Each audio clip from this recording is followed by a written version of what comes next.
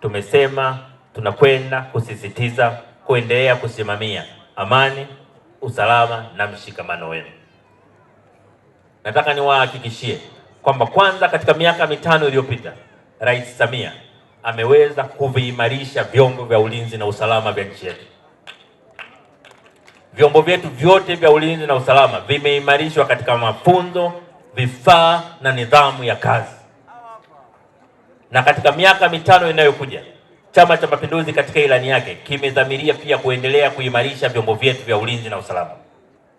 Mtu yoyote akiwaambia kwamba vyombo vya ulinzi na usalama vya Tanzania vinaweza kutosimamia usalama wa Watanzania kikamilifu, anawadanganyeni.